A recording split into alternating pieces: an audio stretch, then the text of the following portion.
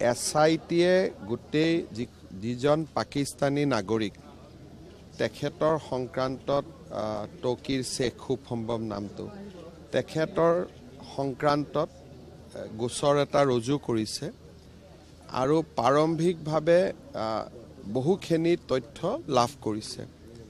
বিশেষকৈ তৌকিৰ শেখ যেতিয়া ভাৰতলৈ আহিছিলে তেতিয়া তেওঁৰ লগত পাকিস্তানৰ বহুত ব্যক্তিক লগত লৈ আহিছিলে।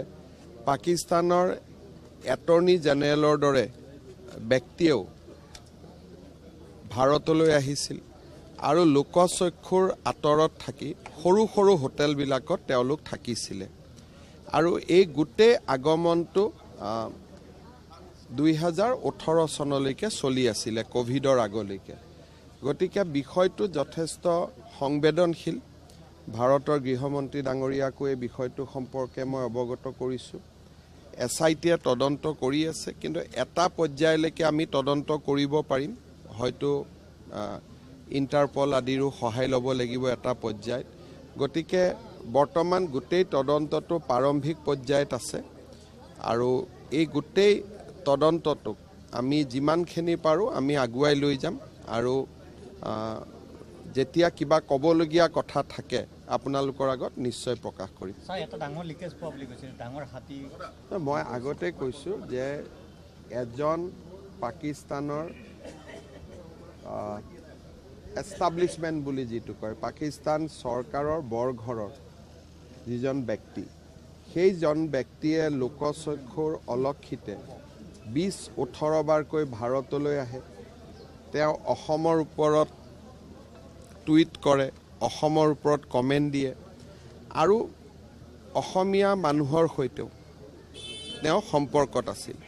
আমি JNUৰ এগৰাকী অধ্যাপিকাৰ নাম পাইছোঁ যোন তেখেতৰ লগত সম্পৰ্কত আছিলে। গতিকে যি অসমীয়া মহিলা JNUত অধ্যাপনা কৰে, JNUত তেখেতৰ স্বামী অধ্যাপক, তেখেতেও এই ব্যক্তিগৰাকীৰ লগত সম্পৰ্কত আছিলে। গতিকে তদন্তটো এটা অকল কোনোবা ব্যক্তিকেন্দ্ৰিক নহয়, তদন্তটো এটা ISI বা পাকিস্তানী চৰকাৰৰ প্ৰভাৱ এটা ভাৰতত দেখা গৈছে আৰু তাত উল্লেখযোগ্য যে তাত অসমীয়া ব্যক্তি জড়িত হৈ আছে। সেইকাৰণে আমি বিষয়টো অলপ চাইছোঁ, কিন্তু আজিয়ে লগে লগে কিবা ক'ব পৰা নাযায়। 2-3 মাহ সময় আমাক লাগিব। SITয়ে গোটেই যিজন পাকিস্তানী নাগৰিক তেখেতৰ সংক্ৰান্তত তৌকিৰ শেখ খুব সম্ভৱ নামটো তেখেতৰ সংক্ৰান্তত গোচৰ এটা ৰুজু কৰিছে আৰু প্ৰাৰম্ভিকভাৱে বহুখিনি তথ্য লাভ কৰিছে। বিশেষকৈ তৌকিৰ শেখ যেতিয়া ভাৰতলৈ আহিছিলে তেতিয়া তেওঁৰ লগত পাকিস্তানৰ বহুত ব্যক্তিক লগত লৈ আহিছিলে। পাকিস্তানৰ এটৰ্নি জেনেৰেলৰ দৰে ব্যক্তিয়েও ভাৰতলৈ আহিছিল আৰু লোকচক্ষুৰ আঁতৰত থাকি সৰু সৰু হোটেলবিলাকত তেওঁলোক থাকিছিলে আৰু এই গোটেই আগমনটো 2018 চনলৈকে চলি আছিলে, কোভিডৰ আগলৈকে। গতিকে বিষয়টো যথেষ্ট সংবেদনশীল। ভাৰতৰ গৃহমন্ত্ৰী ডাঙৰীয়াকো এই বিষয়টো সম্পৰ্কে মই অৱগত কৰিছোঁ। SITয়ে তদন্ত কৰি আছে, কিন্তু এটা পৰ্যায়লৈকে আমি তদন্ত কৰিব পাৰিম। হয়তো ইণ্টাৰপল আদিৰো সহায় ল'ব লাগিব এটা পৰ্যায়ত। গতিকে বৰ্তমান গোটেই তদন্তটো প্ৰাৰম্ভিক পৰ্যায়ত আছে আৰু এই গোটেই তদন্তটোক আমি যিমানখিনি পাৰোঁ আমি আগুৱাই লৈ যাম আৰু যেতিয়া কিবা ক'বলগীয়া কথা থাকে আপোনালোকৰ আগত নিশ্চয় প্ৰকাশ কৰিম।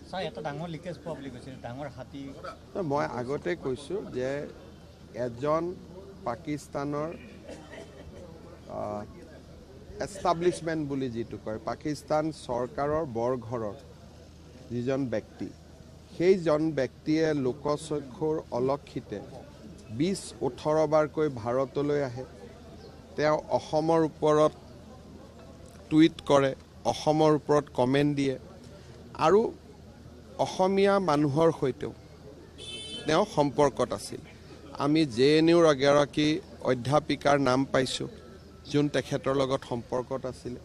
গতিকে যি অসমীয়া মহিলা JNUত অধ্যাপনা কৰে না JNUত তেখেতৰ স্বামী অধ্যাপক তেখেতেও এই ব্যক্তিগৰাকীৰ লগত সম্পৰ্কত আছিলে গতিকে তদন্তটো এটা অকল কোনোবা ব্যক্তিকেন্দ্ৰিক নহয় তদন্তটো এটা ISI বা পাকিস্তানী চৰকাৰৰ প্ৰভাৱ এটা ভাৰতত দেখা গৈছে আৰু তাত উল্লেখযোগ্য যে তাত অসমীয়া ব্যক্তি জড়িত হৈ আছে সেইকাৰণে আমি বিষয়টো অলপ চাইছোঁ কিন্তু আজিয়ে লগে লগে কিবা ক'ব পৰা নাযায় 2 মাহ 3 মাহ সময় আমাক লাগিব